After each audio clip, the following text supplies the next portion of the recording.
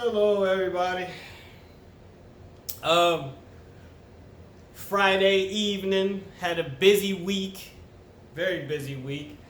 I had a pretty good week though. I can't lie.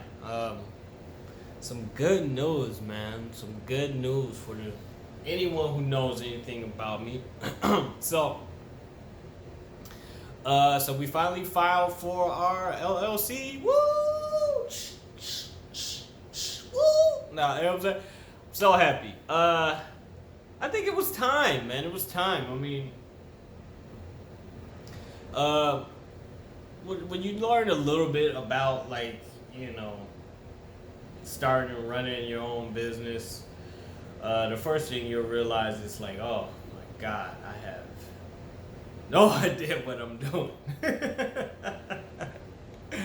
But you learn as you go. You learn by failing, man. That's pretty much how it goes. So I'm gonna keep it short today because I only got so much time to record on my phone until I can afford a new camera, which I will be doing here soon after I move, but that's a whole nother story. But so we got our LLC, so stay tuned. More tech stuff, more software development stuff, more cloud stuff, more game development. The future is bright. So with that being said, moving on to the actual subject of the topic of this video, why I didn't go to an HBCU. Yeah. So it just came about because I've been talking about this for a while, and unlike most people, I would say my college experience is probably a little bit different from your average grad student, in that I started college when I was I started college fresh, like 18-year-old, fresh out of high school, like everybody else, right? But it quickly became apparent that it wasn't for me. So, long story short, joined the military, joined the Marine Corps, did my time, did like 5 years.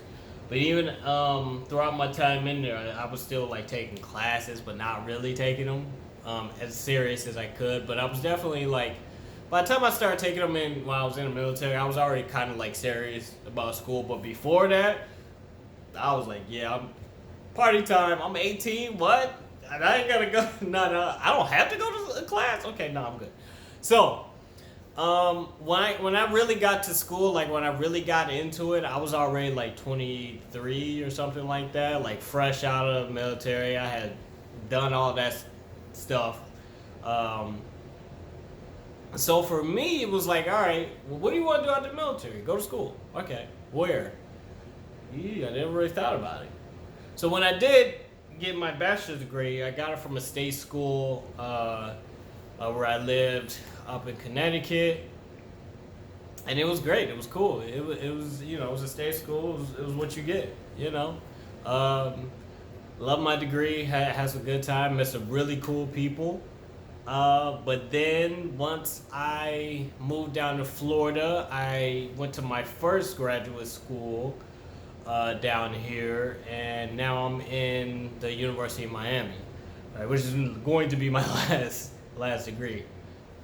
It's going to be my last degree. But I'm always asked, why didn't you go to a HBCU? Why are you at University of Miami, which is a PWI, predominantly white institution? And the truth to the answer to that is, I just went with the best options at the time. And to be honest, where I grew up, there wasn't really that much talk about HBCUs until you start moving more towards, a lot more on the East Coast. Obviously, you got Howard, you got, Spelman, Morehouse, blah, blah, blah, going through all the HBCUs, right? And they're all great schools. Especially, Howard is Howard. Like, come on. But for some reason, for whatever reason, I just decided not to go. Although did, there did come a point where I did wish I had gone to a HBCU. But I don't know. That's just the way life played out, man. Like, just I've never seen anything wrong with the HBCUs, but I mean the opportunities I get, especially at the University of Miami, for me is like the best I can get.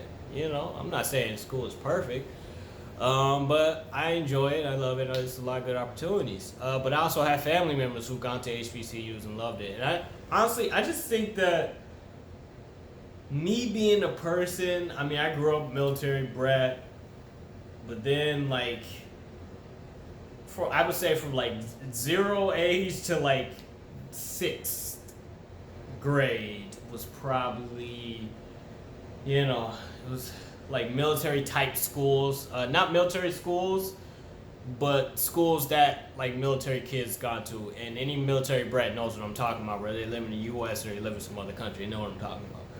But then I got to public school, you know, when I was in elementary school, but my public school at the time was still pretty mixed up. Then I got to middle school. It was just like, yeah, it's black people and it's, you know, it's the white people and everybody else. Then once I got to high school, it was like, it's black people, there's a couple of sprinkles of white people here, and everybody else, right? So then once I joined the military, you know, everyone comes from all different walks of life in the military, so whatever. So everybody gets cool. You get cool with this person. You might have the gangsters get cool with a nerd. You might have the she was a cheerleader, get cool with the not cool, whatever. You know, people get cool with who you get cool who you cool with, and that's just kind of how I've always been. Like, anybody who knows me knows that to think that there's any racist or prejudiced bone in my body is ridiculous, honestly. Now, I do put black people first. I am V1, don't get it twisted. But I mean, I can work with anybody. I can work with anybody. I've dated outside of my race, you know, plenty of females who are just not, hell, don't even speak English, let alone being black. So I mean, but you know, whatever. But yeah, so I think at HBCUs, I think they're dope. I know one of my nieces, she's actually I think she already started it. She's going to a HBCU, so I'm super happy for her. But for me, I mean, I'm gonna go with the best. Me being the fact, and I do want to stress, I don't want to say that HBCUs aren't the best, because I think that they are very important, especially for black folk, especially black folk in America. Very important. Descending of the slaves, very important. But I will say that in terms of like budgets, like in terms of like noted faculty, man, some of them are just lacking. They don't have the resources. And since they are designated HBCUs, they still get funding from the government, which means they still have to follow a certain curriculum, which, depending on who you ask, can either be dope or it could be repressive. So, but it just depends. You would have to ask the HBCU, a student who's an alumni of that. But I would say, personally, like in Florida, I can only speak from my experience. In Florida, University of Miami is probably going to have the best opportunities of any school, point blank period. I mean, that's just the way it is, and it's nothing personal. It's just you have to look at what you are getting out, your ROI. Look at the endowment. The endowment at University of Miami is pretty large. Just Google it, and then you Google any of the HBCUs other than maybe like Howard, maybe Morehouse, maybe a couple of others. If that, the endowment's not that high. The endowment for Howard is high, it's very high.